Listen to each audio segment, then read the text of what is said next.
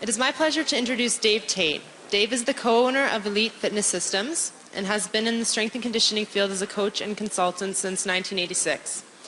He has been involved in the sport of powerlifting since 1982. Dave's self-motivation plays a vital role in the driving success of many of his clients, as he is still an active athlete himself in the sport of powerlifting. His proven success has been shown with personal best lifts of 935 in the squat, 610 in the bench press, and 740 in the deadlift. As a member of Westside Barbell Club, Dave has been assisting and training under 𝙼𝙬𝙬𝙬𝙬𝙬, the guru of maximal strength development, for the past 10 years. Please welcome Dave Tate.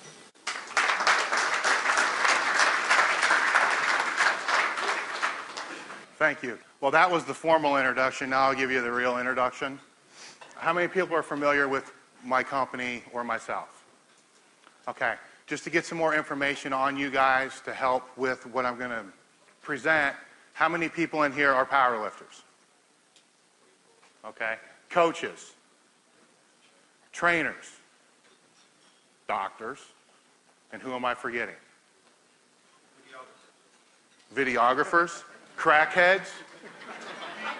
Oh man, I'm used to working with crackheads. I've been training with them for years. All right, I have a little different approach to presenting than what you've seen before. I come from the other side of the fence. All right, people want to talk studies and do all this other kind of crap, whatever. I don't care about that. What I care about is what works and what doesn't work. I began the sport of powerlifting when I was 14 years old. Actually I began when I was 13. I competed first when I was 14. I never had the time where I just read Muscle and Fitness and did this and did that. I was thrown into a key club of about 600 square foot where, you chewed when you worked out. There was no spittoon. You just spit on the floor, and that's what it was. But I was with a group of powerlifters that knew what they were doing. So I had proper guidance from the very beginning. Before I graduated high school, I totaled my first elite with a 700-pound squat, a 500 bench, and a 650-pound deadlift. Yeah, I had genetics, but I had very good coaching. I didn't have the buys and tries and all this other crap that people were doing. All right. Strength became a passion. I wanted to learn everything I could about it. So, of course, back then, what do I know? I'm reading Muscle and Fitness, Flex, Ironman. I'm going to the store all the time, buying all this crap, reading it. But I still had good coaching. Through college, that's what I studied. Through college, I fell into the trap. This study, this study, this study, this study, this study, and none of them studies did shit for my total. My total went absolutely nowhere. I got frustrated and said, screw it, I'm going to bodybuild. I'm not going to go into that. A couple years of doing that, I was out of the game. They're gone. They're gone. People have been asking for years. Yeah, I had the posing trunk, I had the oil, I did the whole 9 yards, and that's the end of the story. What I can say is I went into it with an elite total, and then after 2 years of bodybuilding, I said, okay, screw it, let's powerlift again. My total was 200 pounds down, but I added 45 pounds of muscle. All right, so much for hypertrophy training. So I went back into the progressive overload style of training that I was doing and just started tearing my body apart, which became a theme over the next few years too. At that time, I've known 𝙼𝙬𝙬𝙬𝙬 since I was 14 years old. Louis always took the time to try to help out a kid, and it made a big difference, but I never listened to him because everything he was talking about I thought was crap. All right, well, after I tore my pec off, I didn't have much of a choice. I was either going to retire or change my method, so I decided to move to Columbus and train with Louis. About that same time, I started working as a personal trainer for Club Corp of America. I had 8 trainers underneath me, and I'm learning all Louis' methods, and I'm applying it to my training. First year, I still thought it was bull crap. I didn't do anything Louis told me to do. My total went nowhere. I about got thrown out of the club, said, screw it, tell me what to do. Did everything he told me to do. My total went 250 pounds in 1 year. All right, now I became his biggest fan instead of critic. But then I decided, why don't I apply some of this stuff to my clients and see what happens? Now, we're just talking regular smalls like many of you people would train. By the way, here's a good story. I'm a power lifter, all right? I've trained in meathead gyms. Right? I didn't even know what machines were until I got into college. I'm training my first client. I go in the first day, and it's a guy, 45 years old. We're going to bench press. Screw it, I put 135 on. I mean, that's what I always started with. Every gym I ever trained in, you walk in there, and pretty much the 45s could be welded on the bar. Oh my God. You know, he took it out and he's kind of doing this, and I'm thinking, oh, maybe he's just feeling kind of bad, you know. Boom. Lesson number 1, you know, you need a warm-up. I went home that night and I told my wife, man, I think I made a huge mistake. I got to get out of this profession. These guys suck. All right, so then I trained them for a while, and I tried the basic crap, 3 sets of 10 and all that other stuff, and I said, well, let's take what I'm doing with Louis and let's twist it a little bit for my clients. Over the next couple of years, my average client, now we're talking people 35 to 45 years old that are working in corporate America. An average woman's benching 135, which to me still sucks, but for that it's great. You know, average guy was benching 300 pounds. I mean, it works for everybody when you know how to change the parameters and to apply it and change your paradigm a little bit. Then what happened, as many of you trainers know, you get burned out. You know, you're training 40, 50 hours a week. You can't make any more money. I said, screw it. I'm sick of it. I can't train these people anymore. So I started my own company.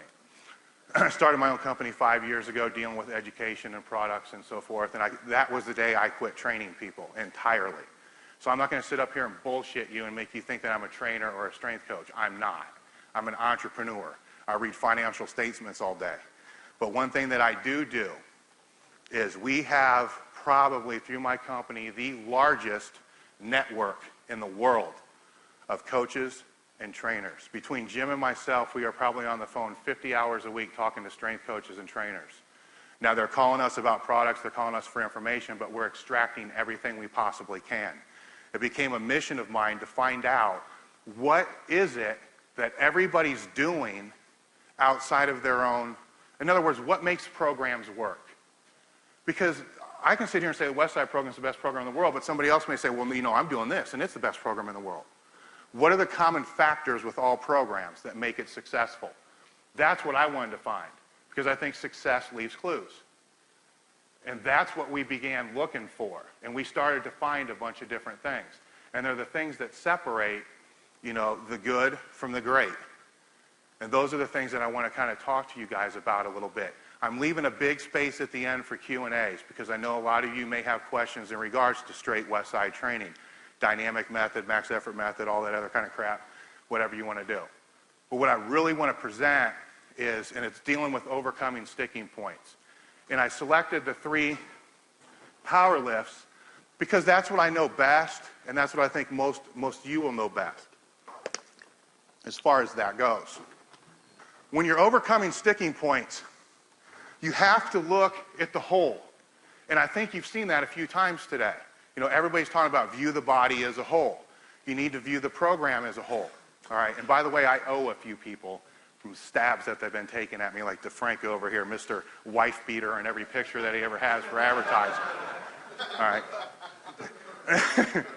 But one thing that I will say, and I'll get off track here a little bit, and I do it a lot, is when it comes to education, you can never keep your blinders on. You always got to look outside. All right, and I've been the worst at keeping the blinders on until I have problems. Okay, a few months ago, I had some serious mobility problems. Okay, I couldn't step up on a curb, I couldn't move. I've torn more shit than anybody you're ever going to meet. All right, it was Joe, Alan Cosgrove, and Michael Hope that helped completely change the way that I looked at training and how I can move right now. That has a huge effect. 4 years ago, I never would have even asked those guys for help.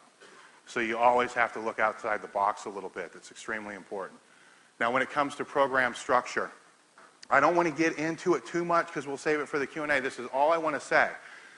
If you are a coach or a trainer, wake the hell up and understand you need to have a philosophy on training. Everybody wants to jump on it. I'm not going to say guru because everybody says guru. I call them Yodas. All right, the reason I call them Yodas is because the only shit they can lift is with their mind. Okay? These are people that are going to tell you how to build 21-inch biceps when they got 10-inch arms. If it was so freaking easy, they'd have 21-inch arms.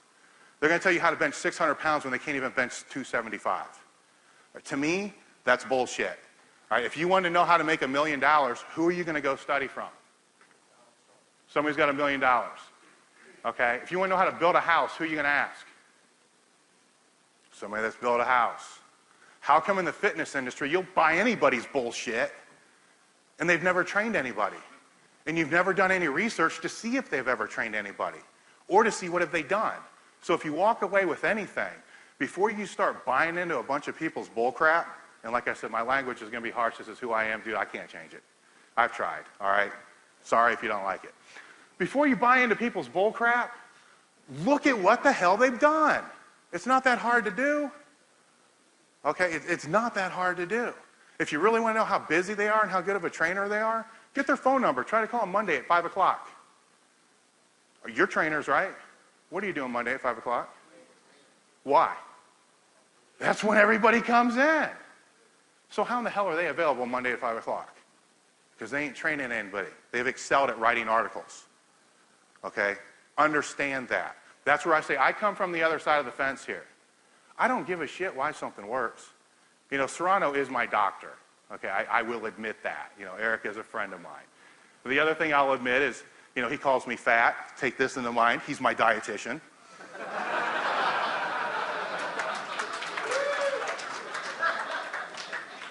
Here's another thing, since he's got so much dirt on me, and he's not here, and he should be. I asked him for diet advice. And you got to keep in mind, you know, when I was competing competitively, my diet was 3 Egg McMuffins in the morning with, you know, a gallon of coffee. At lunch, a couple Big Macs. A Snicker bar every couple hours because I felt I needed to keep my blood sugar high all day. And then for dinner, I would eat anything I would, and I drank a gallon of Gatorade. You know what? It worked, and it made me strong. So, you know, I go to Eric, I'm like, I think I might have to change some things. Meet me for breakfast. All right, I meet him for breakfast. I sit down, I got like 12 pancakes and, you know, a couple eggs and 2 Danishes and, you know, a pot of coffee. He orders like 4 eggs, 6 sausages. And he's bitching at me for drinking orange juice. And he just starts going. Have you seen Eric speak? And you guys seen Serrano speak? He gets going, man, just da-da-da-da-da. I can't understand a damn word he's saying. I just look down and start eating my pancakes. And I'm just thinking, da-da-da, just shut the hell up. And then there's a piece of paper that slides to me. It's some study. You know, anything that looks like a study to me, I just turn over. It's, you know, to me it's a napkin. It means nothing. He keeps going and going and going. And then when it's over with, I say, you know what, just tell me what the hell to do. Give me the Cliff Note version. How many grams of protein? 900. Ain't going to work. You know, tell me something else. That's what I want. I want the Cliff Note version. Because I can take that shit and use it. I don't care why something works. If you want to know why something works, I'll refer you to Eric. You know, eat more protein. Yeah, sure, eat more protein. Why? I don't know. Here's Eric's number. Call him. All right? I don't care about that. I got too much other shit to do. I got to get strong. I got to lift more weight. I don't need the whys. All right? And the other thing when it comes to education and all that, and I'm not going to trash education. It's a whole chapter in my book. How much of what you know do you use on a daily basis? 5%? Excel at that 5%. All right? And don't ever teach anything that you don't know. Anyhow, back to program structure as I got off track again. With program structure, if you don't have your own philosophy, how many people have a training philosophy? And don't lie. All right, there's about 5 hands that went up. If you don't, I'm going to give you some tricks to kind of help you determine what that is. The first one is, don't do somebody else's. It's not yours. The first thing you need to understand with whoever you're working with, let's just take a power lifter, because I like power lifters. Let's look at the components that are involved in the sport, in any sport. Strength, and let's just make it strength. And let's not get into static strength, you know, isometric strength, just strength. We have strength, we have speed. Okay? Then other components of fitness are what? Throw some out. Flexibility, what else? Nutrition, what else? Agility, what else? Mental, okay. So anyhow, you get a list, and these are the components that are involved in fitness. Rank them. All right, I'm a power lifter. On flexibility, on a scale of 1 to 10, actually, who would you think, how do you rank them? Let's make things simple. That's what I do. On a scale of 1 to 10, what athlete do you think needs a 10 as far as flexibility goes? Martial artist? Gymnast? Okay, what's a 1? No, it's not a 1. Billiard player. All right. You know, something like that. So on that scale of 1 to 10, where's a power lifter? 5, okay? So you say 5. And I can sit here and say, no, maybe it's 3. You know, who gives a shit? It's your deal. You know, it's your ranking. So now I come into you, and you're going to run me through, and you're going to say, okay, where does Dave rank as far as flexibility, strength, and everything else? Well, how do I test him to determine if he is a 5? You know, what is needed for his sport? Everybody wants to do all these other tests. Let's use your head for a minute. Let's look at the best powerlifters in the world. How flexible are they? Okay, be as flexible as they are. That's that 5. All right, but what if we made Dave so flexible he was a 7? Training economy. Why spend the time training something that doesn't need to be trained? Find what's weak and make that better. All right, that's what personally happened with me.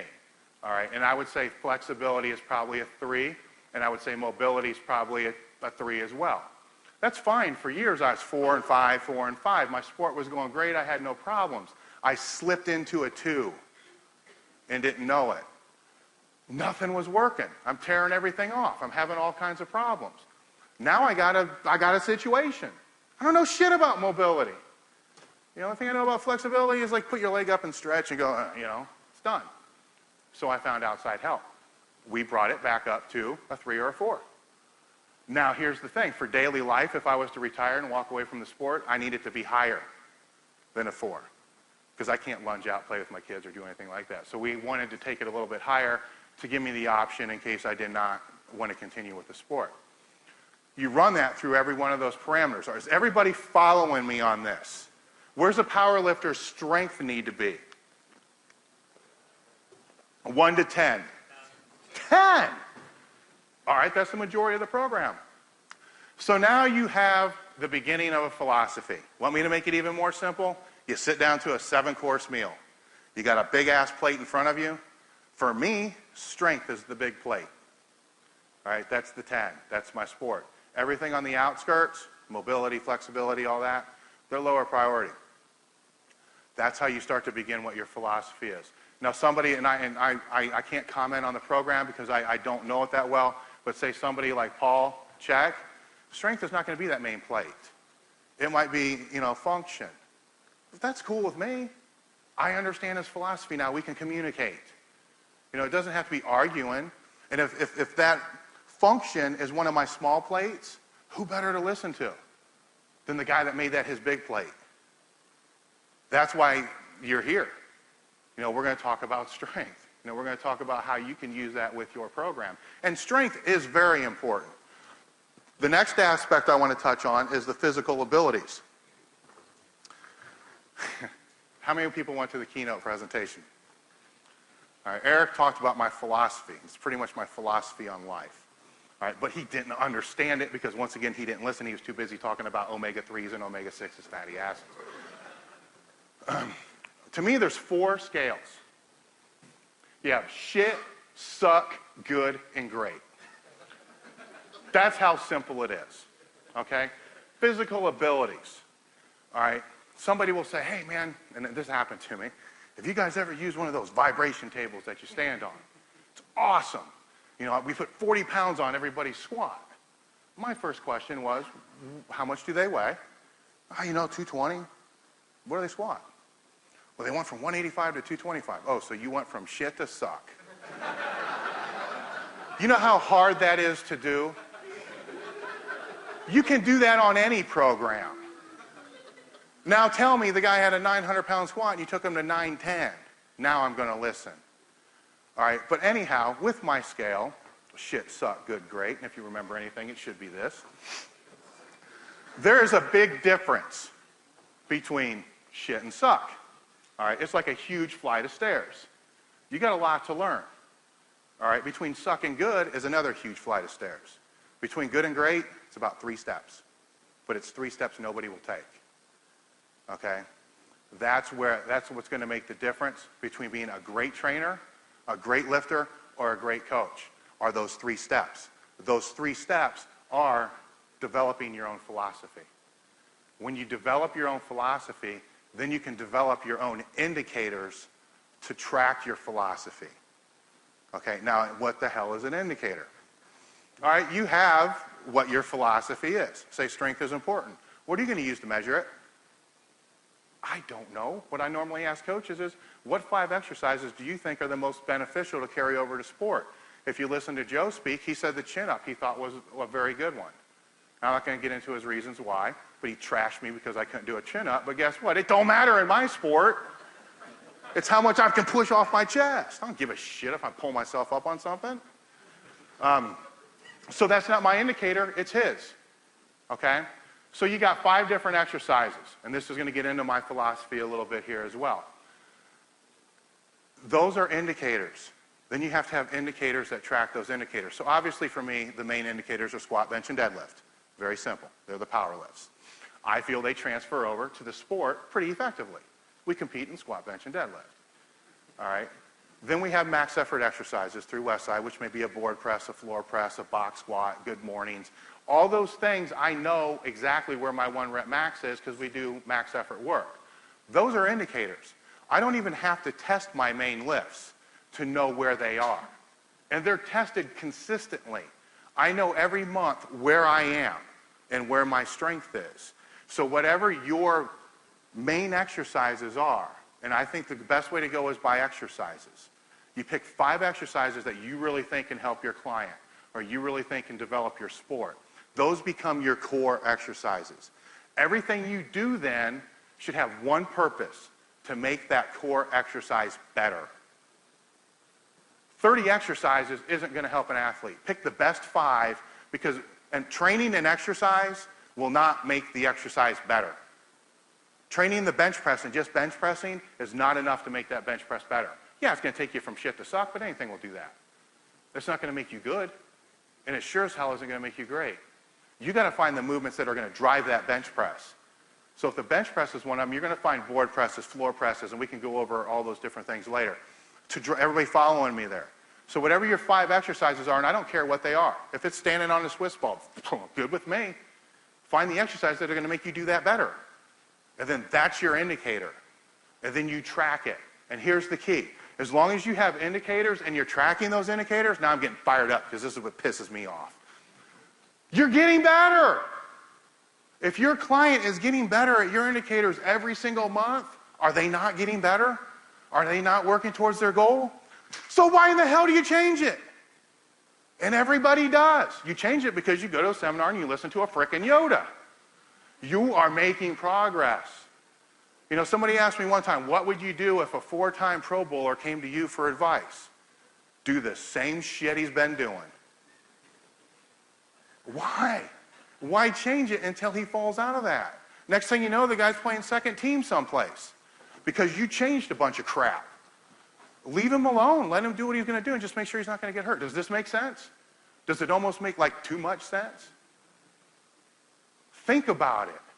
That's what happens when you're on the other side of the fence and you're playing in the park instead of outside the park. You notice shit. Like I notice stupid things.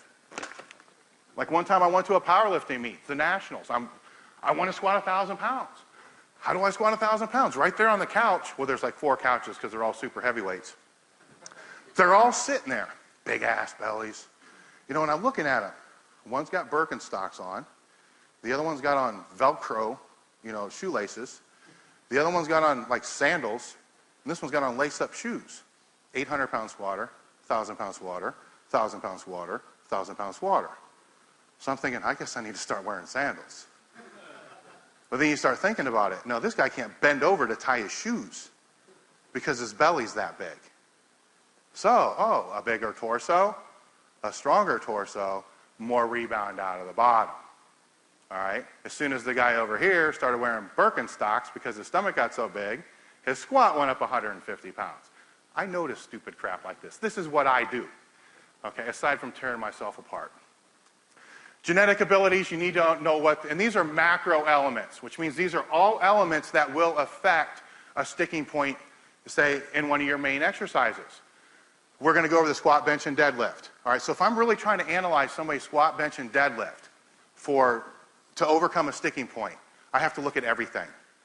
All right, I need to look at what the program is. I need to look at what the physical abilities are. I need to look at what the genetic abilities are.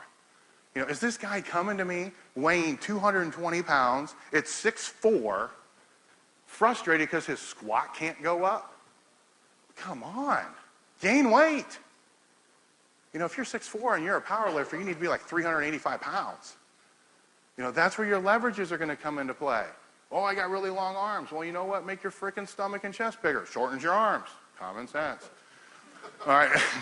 But you need to look at the genetic abilities. Genetics can be overcome. Sometimes it takes genetics, but sometimes they can be overcome. All right. You just need to know what they are, because it will affect how you're going to train the person. Or it may affect what level they're going to be able to go to.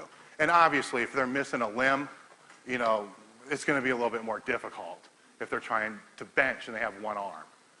All right, so that's common sense. Coaching abilities, you need to know who you are and what your talent is. Here's another thing. Like I said, we talk to trainers all the time and coaches all the time. Everybody's the best damn trainer in the world. How is that possible? Yet, in today's world, we are the most overeducated, underproducing coaches and trainers that have ever been around. So if everybody's so great, how come everybody sucks? Okay? Because they're not. Because people are afraid to understand where their limitations are. Like I told you before, I know strength. I get you stronger than hell. You want flexibility, I'm sending you somewhere else. You want nutrition, you don't even want to know my nutrition advice. All right, I'm going to send you someplace else. You got to know what that is.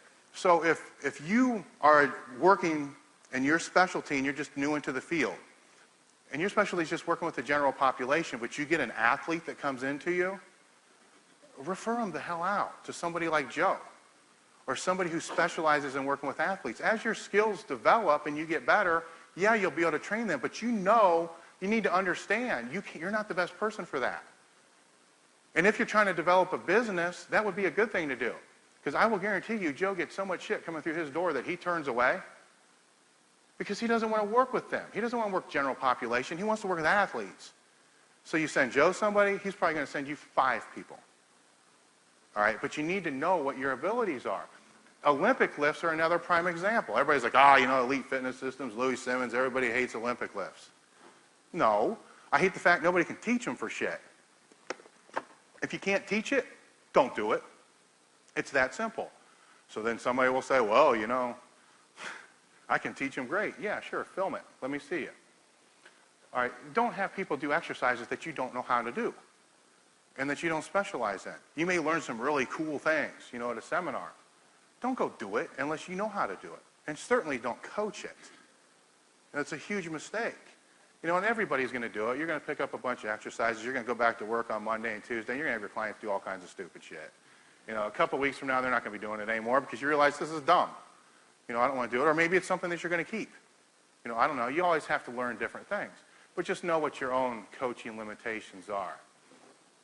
Personality traits. Obviously, Eric had to take a little different approach speaking with me in as far as nutrition and then somebody else. And I can tell you stories about being in his office that weren't real good. All right, arguing back and forth, and he used very abusive language with me. Well, how do I speak? You know, and it still took him about 2.5 years to get through my head that maybe, you know, eating Big Macs for lunch every single day, it's not a good thing. To me, that Supersize movie, that's all bullshit. I did it for years, made me strong.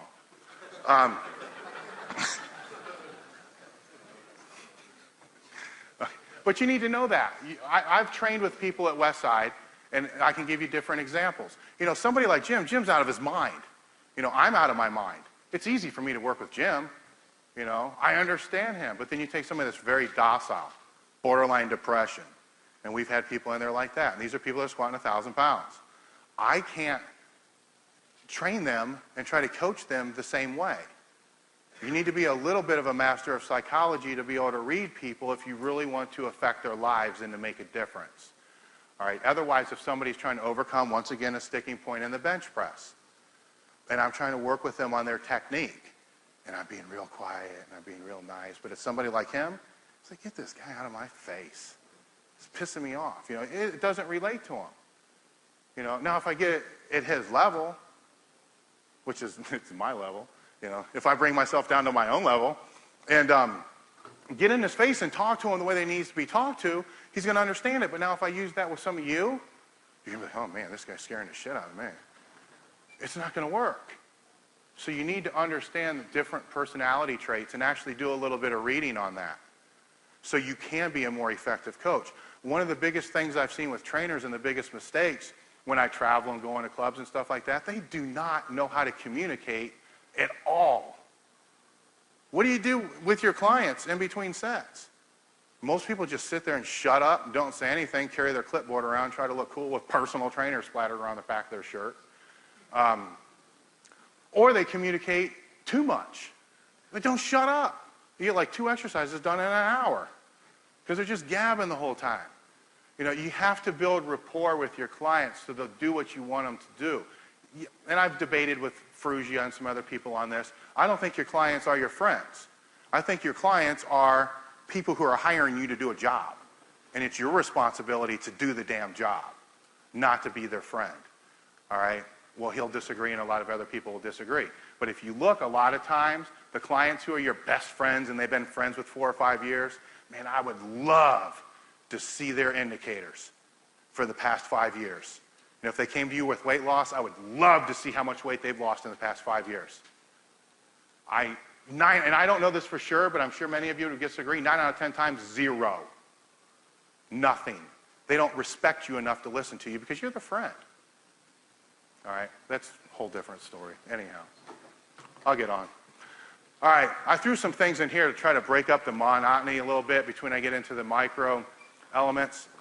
The guy that does my slides, my graphic guy for the website, throws these things up there because he wants me to tell stories about some funny shit that I've done. I've done everything. When it comes to getting strong, I've done everything. You can't throw something at me that I haven't done. Some of the dumbest crap you've ever heard of before. All right. One time, guy I used to train with, I was having a hard time gaining weight. Here's my nutrition advice. We don't have any nutrition experts in here, do we? All right. I had to gain weight. I was stuck at 270 pounds. I wanted to go up to 308, and regardless of what I did, I couldn't do it. And my totals weren't going up. So his name was J.M. Blakely. And J.M. was notorious from going from like 310 pounds to 220 in like a month, maybe 2 months. And then back up to 310. I'm like, J.M., how in the hell am I going to gain weight? He said, have I ever told you that? J.M. special. No, don't believe you told me that one. Here's what you got to do, but you got to follow it religiously. And I'm pulling out a piece of paper now because I'm serious about this stuff, you know. For breakfast, you got to go to McDonald's. You got to get 4 sandwiches. I don't care what they are. We get 4 of them. And then get 8 packets of mayonnaise. Load the sandwiches up, and you eat all of them. And then you get, no, you got to get, I'm sorry, 4 hash browns too. Hash brown in the sandwich with the mayonnaise, boom. All right, 4 of them. Every hour, eat a Snicker bar. Keep the blood sugar up. That's where I got that from. Made sense to me, worked for him. For lunch, Chinese food with tons of sodium. And eat as much as you possibly can, rest 15 minutes, and eat more. All right? Still having the candy bar every hour. For dinner, this is the best one. This is the best part. You got to order a pizza with everything on it. And there was explicit instructions on this thing. All right? You had to set it. And I'm laughing because I did this shit. You had to set it on the coffee table in front of the couch, you know. And they just leave it sitting there and then just take olive oil and just pound the thing with as much olive oil as you can, like half a bottle. All right. And then JM had explicit instructions. He says, before you sit down to eat that pizza, you got to look at it. And you got to understand that's what's keeping you from your goals. And you got to get yourself fired up because you got 20 minutes. Because after 20 minutes, your brain's going to signal your stomach that you're hungry and you're not going to be able to eat anymore. So when you sit down, you got to tear into that thing and turn the TV off. You don't need any distractions. All right? So you're sitting there, you're like walking like this, like, all right, God damn it, I'm gonna do this, you know? And you sit down and you start pounding it. And you get through like half the piece, you're like, oh God, this is terrible, you know? And then he says, you're not gonna make it. You're not gonna get all the way through it. He says, when you don't get all the way through it, go ahead and turn the TV on. But you leave that pizza sit right there. And you sit on that couch, and every time you look at the TV, you realize you failed. Until that whole pizza's gone. All right, I did this shit for like 3 weeks. I ended up weighing 315 pounds. And the story continues. I end up going with Louis to the University of Pittsburgh to meet with some guy named John Davies to speak about GPP. All right, I'm so bloated I could die. All right, I can't even move. But man, I was strong. I was stronger than hell. And for a power lifter, that's, you know, you go to a meet, how you feeling? They look like shit. You know, they're all red, feeling good. And you know damn well they're going to have a big day. You know, if they look healthy, it's like, if your training sucked, dude, I'm sorry. So anyhow, we go there, and we're sitting there for breakfast, and we have to walk up a hill, you know, to go to the weight training center. It's not a big hill. We're talking a 5% grade. Oh, shit. And I was starving. All right, we started this thing. I get halfway up now. I'm like, Louis, this is killing me, man. You know, John's already way the hell up there. And Louis' like, hey, ain't too bad, you know, come on. I get like another 3/4 of the way up. I'm like, Jesus Christ, you know, I'm pulling my puffer out, hitting my inhaler. we get to the buffet. I'm going through the buffet line. I put my food on there. I sit down at the table. I'm sweating like hell. I feel like I'm going to puke. I couldn't even eat. You know, that's when I learned about conditioning and how important it could actually be for a lifter. So we started doing sled dragging. But there's a good one for you.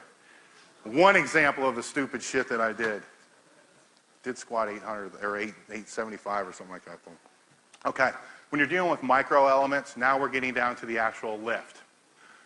When you pick what those core lifts are, and I said the squat, bench, and the deadlift, all right, those are my indicators.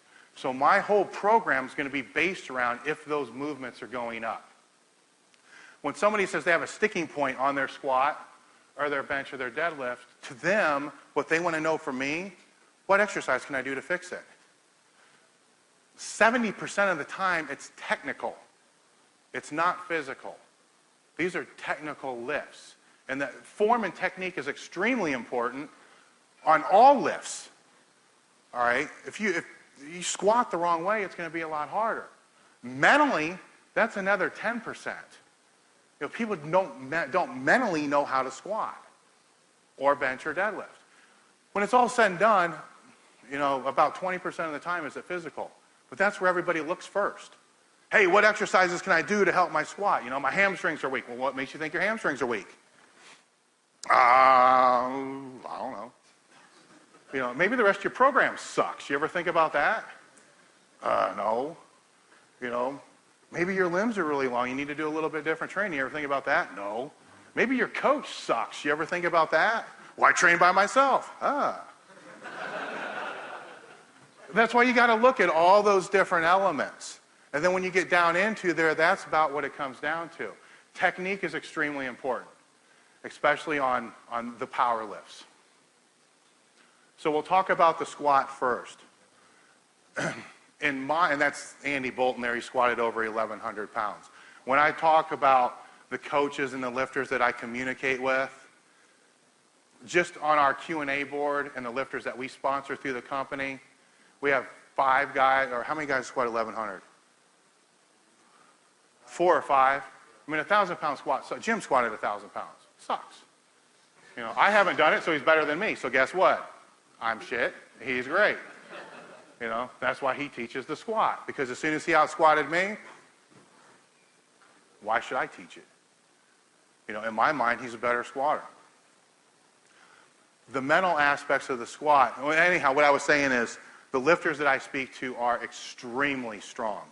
Not strong, extremely strong. 800-pound bench pressers, 1,100-pound squatters. Paul Childress just squatted 1,150. Chad Ike's another one of our sponsored guys, just missed 1,150, squatted 1,100. Opened with it. You know, he ended up benching 800 pounds. You know, Jim at 275 squatted 1,000 pounds. Travis Mash is another freak, and we got freaks. that we're working with. Now, when a freak calls me, says, hey, I think I found something that helps the squat, I'm listening to the freak. All right, because what's harder to do? Put 50 pounds on a 1,000-pound squat or 15,000 or 50 pounds on a 200-pound squat? You know, good to great, man, a whole nother level. These guys are above great, and that's a whole different level. So the information that can be obtained when applied is tremendous when you can learn how to apply it. In the squat, if you're teaching somebody how to squat, I strongly believe the box squat is the #1 way to do that, and we're going to go through that here in a minute. The mental aspects of squatting, and I don't care if it's one of your clients or if it's a power lifter, mentally they need to be ready to squat. The squat is a no-joke exercise. They have to be tight. Mentally, it starts in your mind to be tight. The squat is a mental game. All right, screw that. All lifting is a mental game. All right? That's the difference, once again, between good and great. You know, if you change your perceptions on what you think is strong, you'd be amazed at what will happen.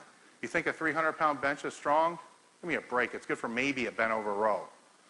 Maybe. 300-pound bench sucks. You know, Rebecca Swanson just benched 520. All right? So you have to change your perceptions first off. Okay? That's the first thing with your clients. If you're a female, and I'm not going to crack on the females, but if you're female and you only bench like 95 pounds, to you think 225, man, that's big-ass weight. And if you're training a guy, you need to think to yourself, is this going to limit me in how I train him? Or do I need to change my perception on what I think strong is? That's the first thing you need to do. And I see that a lot with women. I see it a lot with guys. I see it actually more with guy trainers. Because egos. You know, if the trainer can bench 275, they think they're jack shit. You know, if they get a client that's benching like 225, why have them bench 315? Now he's better than me. Well, because you suck and your client might be better. You know, and that's the way it is, you know. So you need to change your perceptions on what that is, and that's part of the mental aspects as well. You know, a client may think 95 pounds is a big-ass squat. If you can jump on a curb, you can squat 300 pounds. You can generate enough force. It's just learning how to activate and learning how to strengthen the right muscles to support, to use the force. So mentally in the squat, they need to be prepared to be tight and to focus and to listen. Because you need to give verbal cues. I think you need to give verbal cues on any lift unless it's a stupid machine. Machines are cool too, man. Get a big pump on. I got no problem with that. But they need to be prepared for that. And verbal cueing has to start from day one. And people will say, oh, you know, if somebody's straining, they don't hear verbal cues. I hear this a lot of times. You know who I hear it from? People who have never lifted a friggin' weight.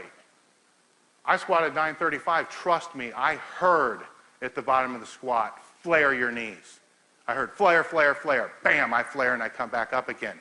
Why did I hear it? Because I've heard Louie's dumbass squeaky voice for 10 years now, saying the same thing. That's why it's got to start from day one. It becomes automatic. So the mental aspects are extremely important. They need to know what they're going to do. You need to explain to them exactly how they're supposed to squat. Technical aspects. They need to know how to squat. The best way to do that is to teach you guys how to squat. So I'm going to verbally walk through it. Then I'll have Jim instruct somebody down here on how to squat and maybe even have them work up a little bit. When you squat, like I said before, the box squat, in my opinion, is the #1 way to teach a squat. I can take the worst squatter in here and we can get them squatting perfectly in 5 minutes. Try to do that without a box. It's friggin' impossible. And I'm not even going to talk about the static to dynamic and all the other benefits of the box squat. It's the best way to squat, bar none. All right? Well, no, I disagree. Well, okay, fine. You know, who are you going to look for squat advice? How about maybe the best squatters in the world? Westside's got 7 guys that squat 1,000 pounds. We have so many 800-pound squatters, we don't even count them. It's ridiculous. The morning crew that I trained with, I squatted 935 and I sucked. Jim had 1,000. Vogelpool just squatted 1074. Ruggiero squatted 1050. You know, Louis squatted 920 at like 85 years old. And I mean, it's ridiculous what these guys are doing. All right? So maybe there's something to learn. And guess what? We all box squat. We never do a free squat until we go to a meet. Because of gear, it changed a little bit. We did start doing that some. So, to squat. You're gonna get under the bar, obviously, and put it on your back evenly. And if I got to sit there and tell you that, you got greater issues, okay? You know, and if I need to tell you, make sure you squat straight down and you don't shift out to the right, you got greater issues too, okay? Common sense. Bar even on your back, arched back. Your torso needs to be tight. I'm not going to get into no big, huge debate about stomach in or out. I'm just going to tell you, keep your torso tight. All right? I believe you need to push out against your belt. Other people will say differently. I squat a hell of a lot more. Form your own opinion. All right, so you start, I think a wide stance is the best way to go. But me and Jim have also realized after doing hundreds of seminars, you know, to me this might be a wide stance, but then people are going, okay, wide stance. I'm like, what is that? And then there's knees are coming in. I can't understand why my knees come in. Well, I can. And you're splitting your crotch in half. You know, wide stance, before you begin the descent, you want to force on the outside of your shoes. Act like you're spreading the floor apart. You're activating your hips. All right, knees out. Flare the knees out for the same reason. Squatting is a posterior exercise. Okay? First movement, hips. First movement, knees. What the hell? You know, I've heard that taught before. Are you kidding me? The first movement, you're going to do this? You got to be out of your mind. Who teaches shit like that? You know? That's ridiculous. Will you blow your knee out? What do you squat? 200 pounds? I can do that like that too. Hips lead. Hips lead, knees break. Sit back. You want to sit back, back, back, back, flaring your knees out. You'll stop on the box, staying tight. You don't boom, fall on the box. Stupid. We all understand. Maybe you don't want to free fall onto the box. Everybody understand why that might be dumb? Yet everybody does it.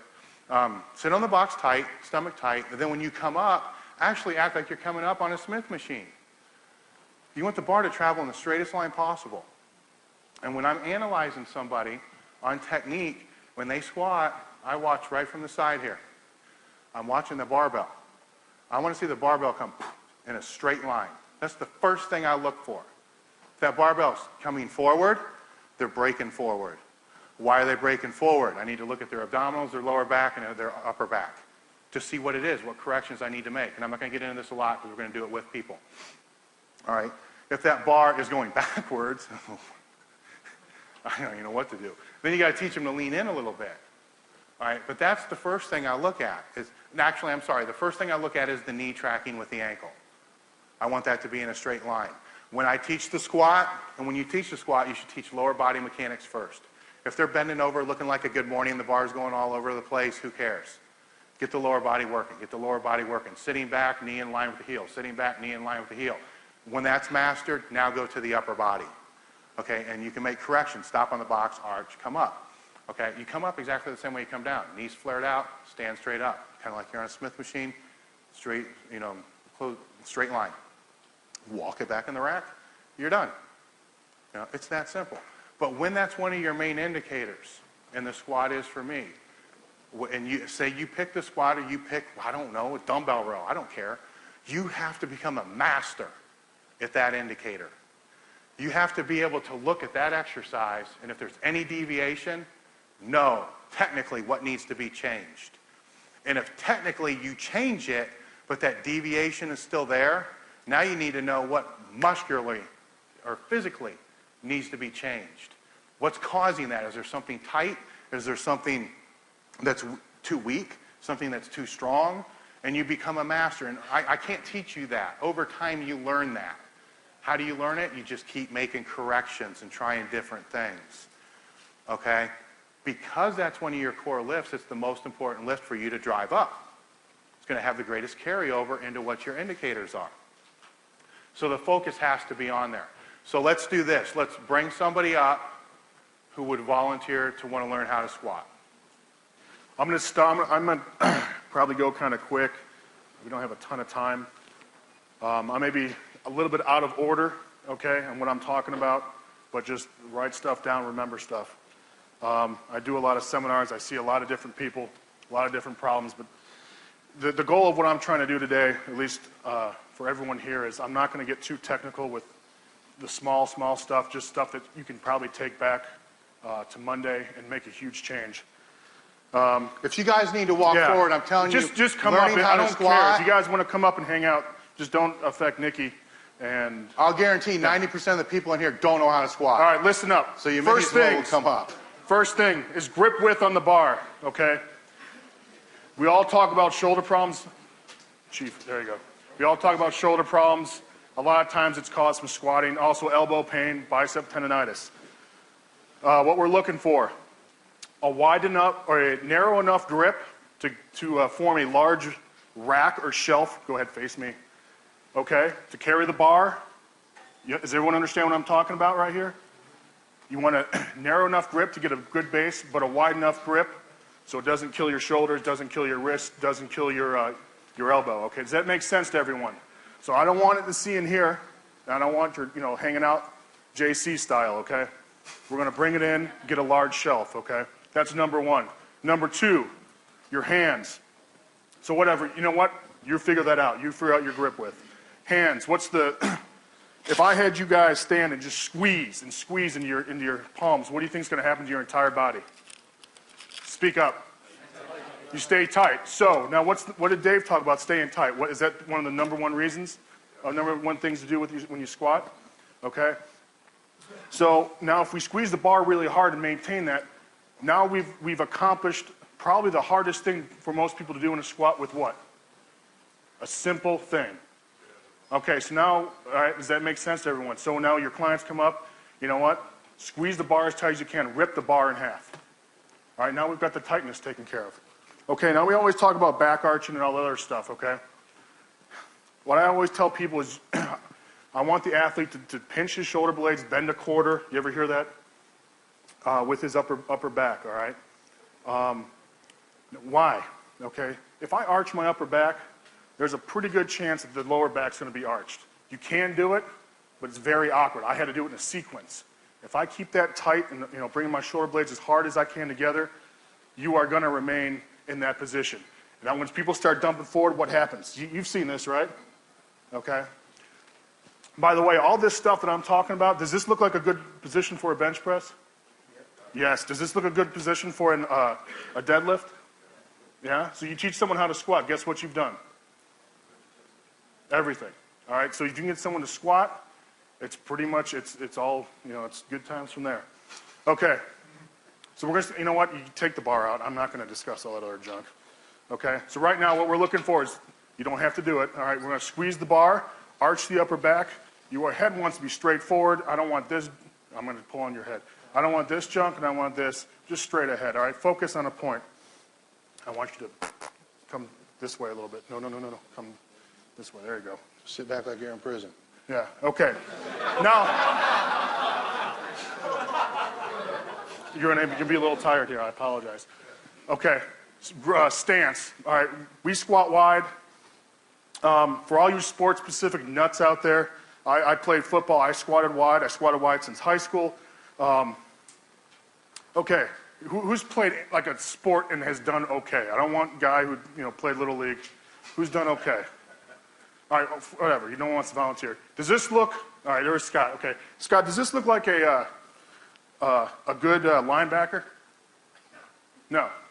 Okay. I've seen a lot of volleyball games. My wife's a volleyball player. Who knows volleyball? Does you receive a serve like this? Oh wait, shortstops, right? Yeah, they're like this, right? Does this look normal? All right. Welcome to sports-specific training. If that's your argument, then squat like this. If not, then I don't want to hear that crap. Another thing that Dave taught me one time, he said, well, sports specific. Okay, so we're going to have a basketball player, and they go up for rebounds, and sometimes they're like this. So we're going to do half of our squats like this. Well, wait, sometimes they're like this, though. So we're going to have to start squatting like this.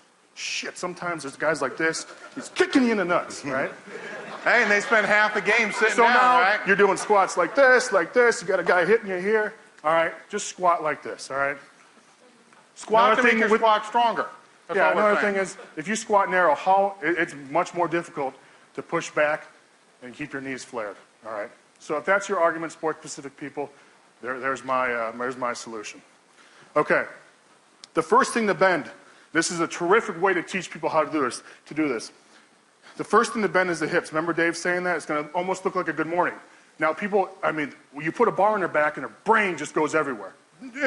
Now, I don't understand because when you are taking a break from sprints, who's done a sprint? Please, someone stand up and do a, okay, come here, Scott.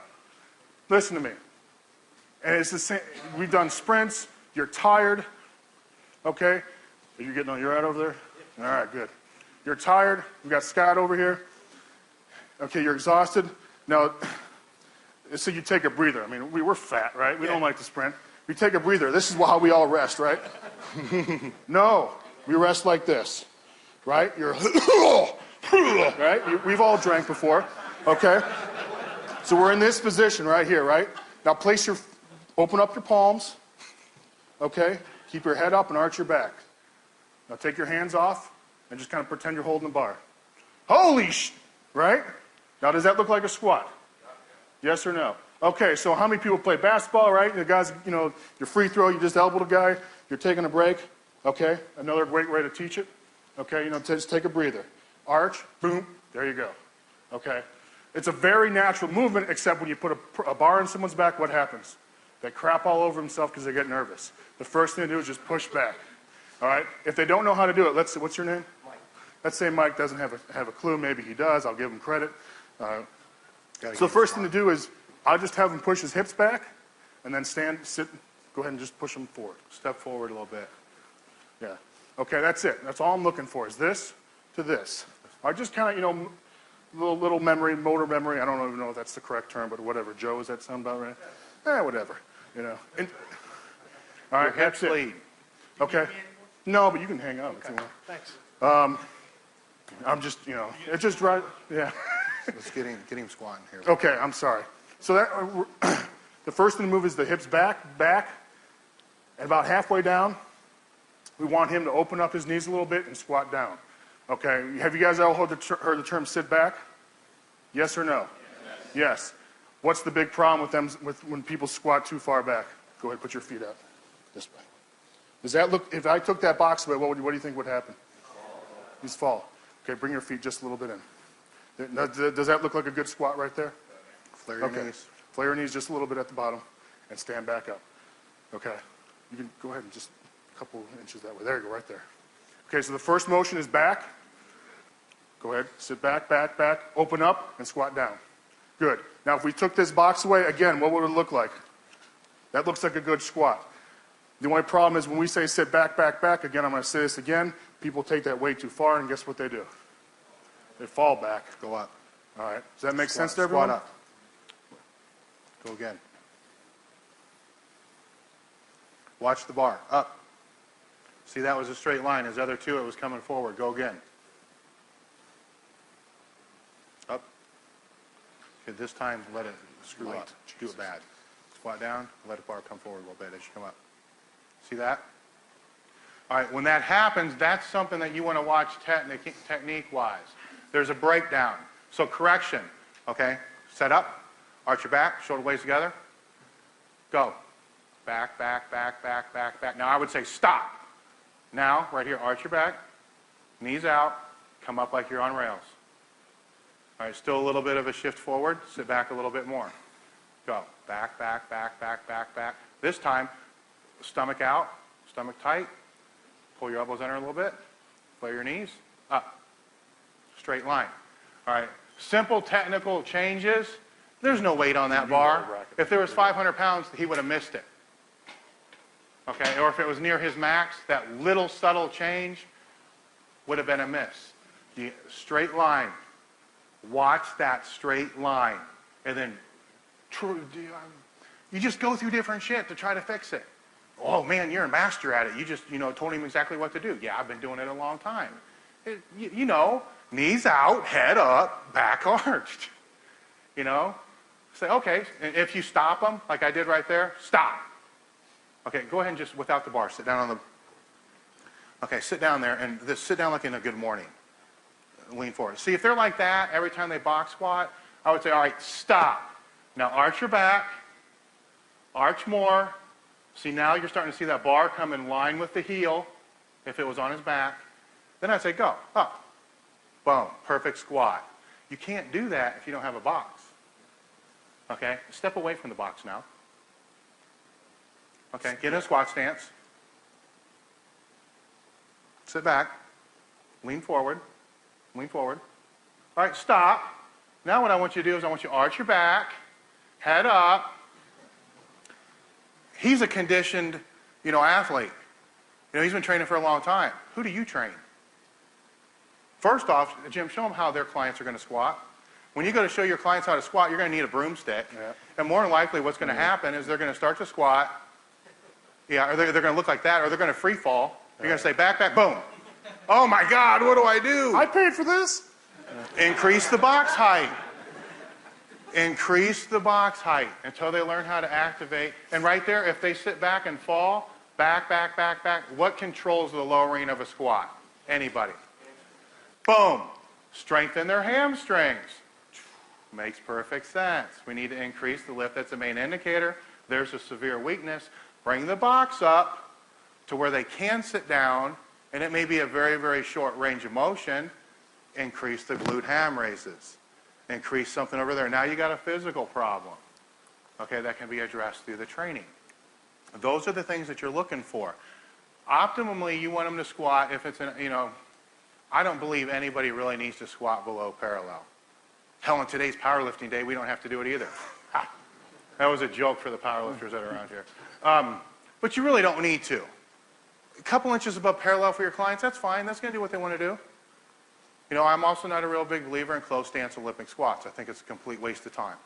And there's a lot of people that would disagree with me, but for the most part, I can take an 800-pound squatter, have him move his feet in close, and sit rock bottom to the floor with 400 pounds in a closed stance. Take a 400-pound closed stance squatter, he ain't squatting 800 pounds. He can't get out of the rack. That's my logic. The Chad back here, he'll argue differently. And it may be, but that's how it is. That's what I said. You got different philosophies, take it in. We'll go into any questions over the squat. One more thing. Yeah. I'm sorry. Dave mentioned this, and I should have done this, and this is, he said, you hear him say, bring your elbows in. Okay, what do you think that does? Chest up, but there's a more important component. No, just brings your hips underneath you. We always get a kick out of it. Go to a powerlifting meet and someone's elbows are back, man. We're like, yeah, he's dumping it, man. He's dumping it. All right, you bring your hips, elbows under. Your hips are going to come under. It's right as you begin your concentric, I guess they call it, right? Phase, just jam your elbows. That's all I'm going to say. That's all right, huge. We're going to go ahead and set up the bench press. Right. Any questions over the squat? So your opinion on the ask the grass squatting? No. Let's rephrase something real quick. My opinion. Okay? My opinion. Okay? Yeah, not everybody's opinion. And there are a lot of other people that disagree with me on that. Thank you very much. I come from powerlifting at 14 years of age. I like big, strong shit. I want everything strong. If it's a football player and he can't squat 500 pounds, that sucks. He needs to be squatting 700 pounds. All right, football players 20 years ago were a lot stronger than they are now. But in some aspects, they're a lot, more agile now than they were back then. It's just time to bring back strength into the game. To me, strength will fix everything. Except like mobility and flexibility and shit like that. Here's what I'll tell you about Olympic. I learned the hard way there. I want to tell you about Olympic squats, and I'm a little bit different than Dave with this, but I did, a normal. This is my squat for high school, college, and all that other junk. When I started powerlifting, my stance came out. All right. Of course, I never did anything different than that. And then I brought my stance in like this. I shit you not. Sat on a 10-inch box and did 600 for a double without a belt. That's pretty damn good. And I never trained it in. So Dave is right, and I'll agree with him on that. They may have their place, but every time you do Olympic squats, and maybe Chad will disagree, my knees hurt. You bring it out, my mom's got horrible knees. She's probably fairly typical of a lot of people you may see. I taught her to squat in a box. Guess what she does? Dave's got bad knees. Louie's got 400 knee replacements. They all squat in a box. We've had, guys I've coached that have bad knees. You put them on a box right away, and they're taken care of. So, go ahead. All right. You know what? Lay on the bench because we're going to rock through this real fast. All right. There's different styles to bench. Ha. All right, No, there's we're not. only going to really show what your client should do. All right, if we can later on we can show you guys how to bench like a power lifter and how to get the most out of your bench shirt and all this other kind of shit. Most of you guys don't know what a bench shirt is, so it doesn't matter. Once again, the client, you want them tight, you want them in a good stable position. The biggest problem that I see is they're not tight. I used to go over my clients all the time and I'd knee them in the side. They wiggle all over the place. You should not be able to move somebody when they're in position on that bench. If I came up to Jim and tried to move anything, his foot, his knee, any of it, it's not going anywhere. Jim likes to tuck when he bench presses, meaning pulling his feet back. That's one option. The other option is neutral. The other option is way out in front. Whatever it is has to, feet down. Whatever it is has to create a tight body. All right, lats should be tight. I strongly believe whenever a bar is pulled out of the rack, it needs to be held at the top for a couple seconds. Can we do it? Yep.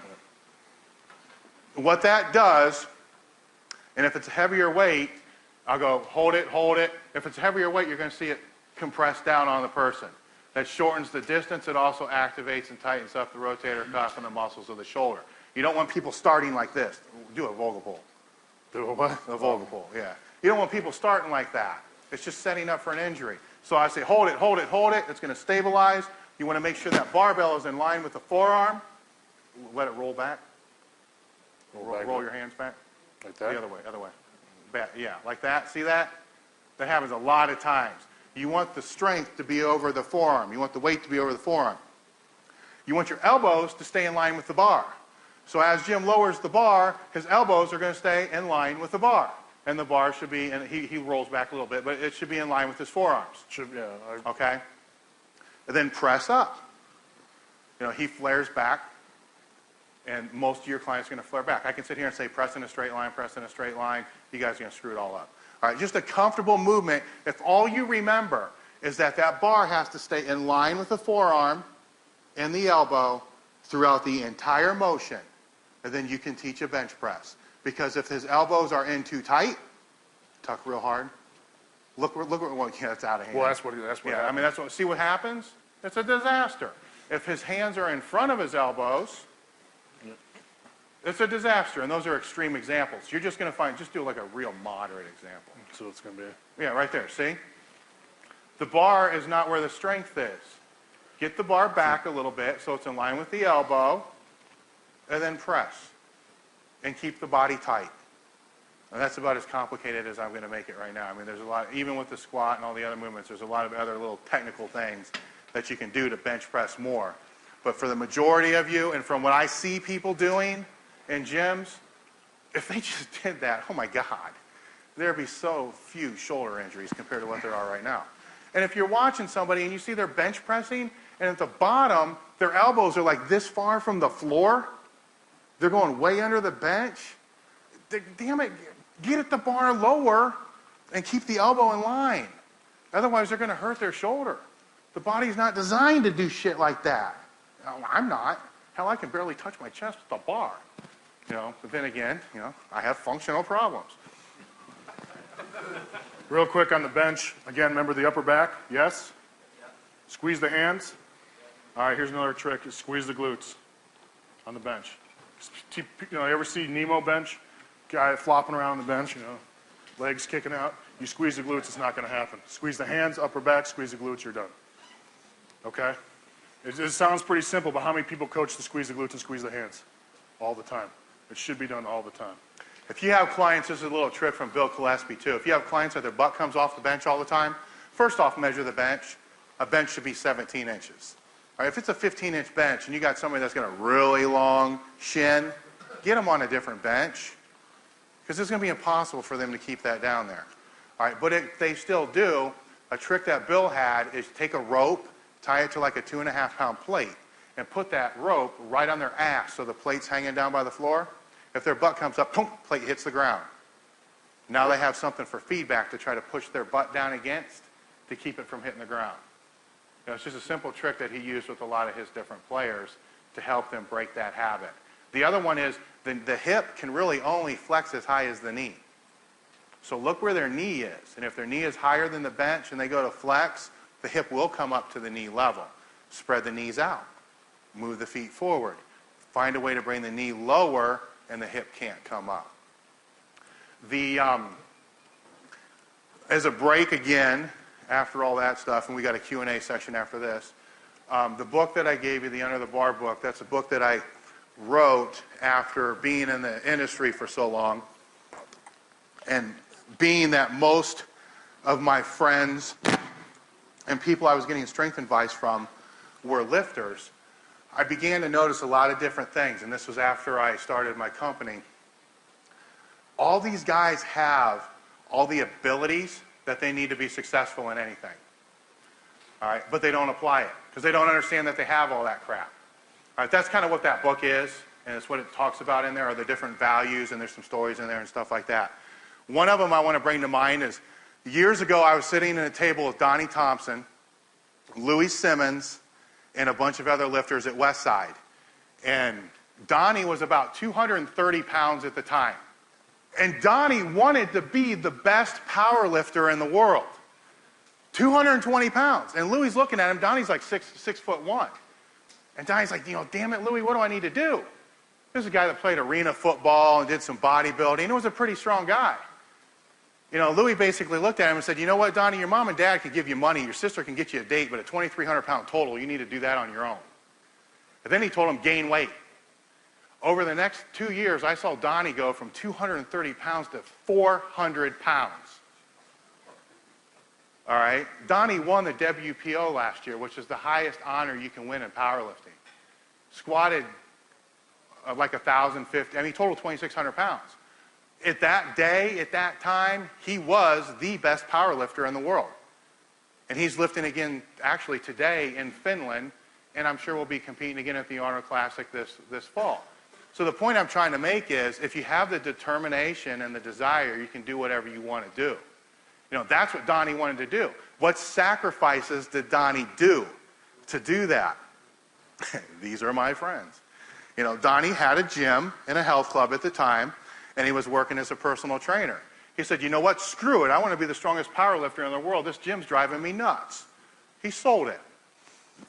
Because of that, he lost his house. He lost his wife at the time. He didn't give a shit. He rented out a warehouse, put in his best equipment. So all he would have to do was train. No money. He was living on nothing, scraps, for a long time. And he was the happiest person you'd ever meet in your entire life. Like, Dave, I got this job, man. I drive funeral, he drives like hearses.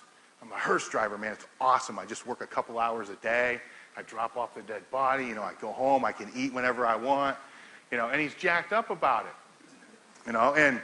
But that's the sacrifice he made. He committed 100% to a goal, which I don't understand. It pays absolutely. I think he made like $5,000 for winning the WPO. But that was his passion. That's what he wants. He wants to be the strongest person he can possibly be. In time, I'm sure it's going to pay off for Donnie. But that's the desire that I said before that. These guys, they all have it. So I'm convinced that if Donnie ever retires, and if Donnie's determined he wants to be, a collegiate strength coach, which is what he wants to be, there's no doubt in my mind he will be. If he puts that same determination to use that he uses for that. And that's the kind of stuff I see all the time. So, if you want to be the best trainer in the world, he's just got to decide that that's what you want to do, and you want to do it, because you're really no different than Joe. He just knows more. So learn more. And learn more outside of training. If you want to be a trainer, you want to be a coach, it might behoove you to learn a little bit about business. Maybe know what a profit and loss statement is, a balance sheet. Maybe selling would be a good thing to learn. Because I'm sure every one of you in here who would consider yourself a good trainer or a great trainer, you're getting your ass kicked by the guy down the street that doesn't know shit. He's rocking and rolling. He's got all kinds of clients. Why? He knows how to sell. You don't. Go to a sales seminar. It's not going to kill you. It will help you tremendously. I'll tell you what, it's a lot better than bitching about the guy down the street that's kicking your ass because he can sell better than you can. It's actually being active and doing something. It's kind of shut up or put up or shut up, or however it goes. Okay, Q&As. We got a little bit of time here. Anything. What questions do you guys have? Yes, yes. On a speed day with the squat, with the box squat, do you guys keep the same stance on the speed? Yes. When I first came to Westside years ago, we used to alternate our squat stances. It's pretty much the same at all times. There was no difference. What about grip on the bench? Grip on the bench, we do change it, each set. But some guys do, some guys don't. The bench shirt changed a lot of that. If it's somebody that's training for athletes and it's, a raw type of training, yeah, I would change the grips on the bench press. Yes. Either. Do you use squat suits and bench shirts all the time? Or? Squat suits we use all the time. Okay, bench shirts, it depends. The bench shirt's a whole nother animal that takes like an hour to talk about. But the bench shirt, because of the evolution of the sport, you need to train in your shirts if you want to get the biggest carryover. For you guys that don't know, a bench shirt's something that we train with when we power lift, and yes, it can help you lift 200 pounds more, if not more. I know people get 300-pound carryover. But you need to master the shirt to do that. People will bitch and they'll complain and they'll say it's a bad thing, but here's the reality, and this is how I look at it. In powerlifting now, we have a skill aspect of the sport, which we didn't have before. Now the weaker guy can beat the stronger guy because he learns his gear better. That's the reality, and that can be viewed as a good thing. But yes, you do need to learn your shirt. Yes. What's the science behind the shirt? It's just lift more weight. I'm not going to sit here and bullshit anybody and say it's injury or whatever. It's just a tight shirt, and it's the way the shirt's set up, and you can position it, pull it down, and he's, where are you at? Yeah. No. He's going to bench with Ken's thing. He's going to give an expo. You can see what the shirt is. We're going to try to help him a little bit and jacking it up. What's that? I've never seen the shirt. He's going to be wearing one when he does his bench thing over with Ken Kanakin here in a minute. Yeah. You can't miss him. He's huge. Yeah. I mean, there's a lot of lifters that are going to sit here and tell you, oh, it's for injury prevention. I'm going to say, oh, they're full of shit. We wear a shirt for one reason, to lift more weight. And it's just, I don't want to get into the history and the details, but that's just kind of how it is. And then your squat, you're specific about your shoe wear? Like when it comes I like Converse. I like Chuck Taylor's because it's a flat sole and you can push out against it. Running shoes are terrible to squat in. The foot moves around too much. Wrestling shoes are good too. Running shoes are absolutely horrible. Yeah. Can you go over what your weak links would be, depending on where your sticky points are in your bench? On the bench press? Okay. It's probably better to say, because there's a lot of different situations. Say you're weak off your chest on the bench press. Techniques first. Okay, first off, let's make sure that you're in proper alignment. Let's make sure your back is tight. Okay, and if all that's fine, we need to start looking at, first off, your lats.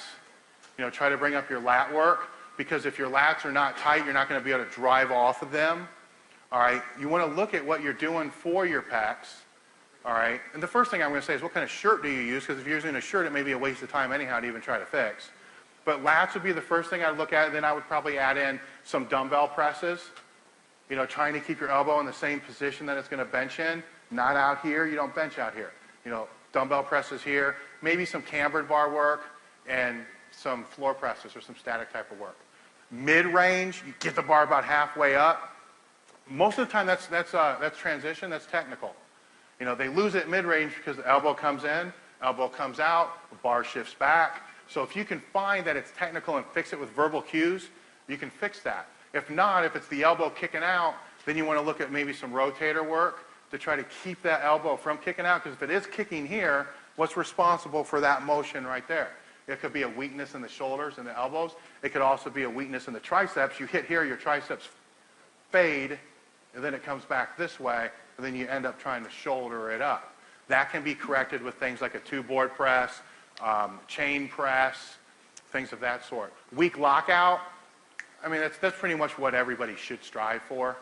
A weak lockout should be a high board press in tricep work. If you're not wearing a bench shirt and you're stuck at the top, then it's almost 99% technical. Because does everyone understand the strength curve? Where's the bar heaviest? At the bottom. And where is it lightest? So if you can get it off your chest, it should get lighter at the top. So your positioning is probably wrong if you don't wear a bench shirt. The other thing with sticking points in general, all sticking points can, and this is going to sound so simple, all sticking points can be elevated just by getting stronger. All right? Make your whole body stronger. You know, a lot of people keep trying to press and press and press sticking points on the deadlift, where if they just generally make their body stronger, it goes up. Any other questions? Yes. Yes. Yeah. What adjustments do you make in a box squat with someone that has longer legs? I have them squat wider and flare harder and maybe squat on a higher box. What you got to watch with the longer legs, usually that also means a long torso. I mean, if you're dealing with a 6'8" basketball player, you really got to watch. You may not be able to squat them, all right, because they're not going to be able to stay in that straight line. In that case, I would have them do something like a belt squat, single leg work. Because if that's their sport, you don't want to risk anything that's going to create more harm than good and move them on to something else. Way in the back. So in terms of the strength curve for the bench press, do you use a lot of chain work? Or? Do a shitload of chain and band. I mean, that's what we're known for. You know, a ton of that. And they each work differently. You didn't cover it, but the deadlift, the reason I didn't cover that is because there's not that many power lifters here, and I think the deadlift is a movement that's pretty much best left alone, you know, for the power lifters. I think there's better things that you can do, and I think a lot of the, unless it's, because the injury risk is so high, and people, check this out. I hope this works. Oh, the diesel weasel. It's called the diesel weasel. It's a thing online. Oh my God, this has got to be the absolute worst. Yeah, I think I just downloaded the web page. No. It's what this guy is I don't know if it's a joke or not, or what his deal is, but he's a guy, I don't know, he's maybe $120 or something. But he posts like his lifts on the internet on camera, and hey, you know, look what I did, and it's quite possibly the worst form, the most hitching. You guys know what a hitch is when you deadlift? Like a deadlift's supposed to come up nice and smooth, like that. And I mean, you got to give him credit because it probably takes him 45 seconds. Oh yeah, he finished it. Yeah, he finished the lift. Yeah. I'll tell you what though, I mean, just to sum up your question, most deadlift problems are caused for one reason, and it's weak glutes. You know, people say, well, what can I do sticking point wise for the deadlift? Strengthen your glutes. What if I missed at the top? Strengthen your glutes. What if I'm weak off the floor? Strengthen your glutes. That's pretty much it. You know, but I do think that for most athletes, I probably wouldn't do a deadlift. I like, Joe likes the trap bar deadlift. It's a little easier to keep people's body in position. Only thing I don't like about a trap bar is it's more quad, and a deadlift, a Romanian deadlift, that's more posterior chain and hamstrings. I think there's better ways to train the quads too. Yes. What's your opinion on Zerchers? Zercher squats are fine, but your clients and shit ain't gonna do it. You know, because it hurts their arms too bad. You know. I love the exercise, yeah. On the straight line bar effect you have for the squat, why doesn't that apply to the bench press? It does, but we showed you what's going to be most common for your clients. There are two ways to bench press that I teach. One is a straight line, shortest distance between 2 points. But what we found when we teach that to groups like yourself, it becomes so obscene, and what you guys try to do, it's almost sickening. It does. I mean, you end up, I say, well, you know, you want to push the bar towards your feet, so you got people going from here to here. You know, bars are falling on people's crotches. I mean, it's just make it simple. Keep the bar in line with the forearm and the elbow. Everything will be okay. Yes? do you recommend sticking with the Bulgarian style instead of on the floor? For what? Partial Bulgarian. For deadlifts? Yeah. For who? For myself, average athletes. It all goes back to, you know, when you're throwing questions at me like that, it goes back to what's your philosophy on training? What are your main indicators that you're using in your program that you want to develop? You know, if there's a movement in your program that can be developed with a Bulgarian or a deadlift, or if the deadlift is that, yeah, you got to do that stuff.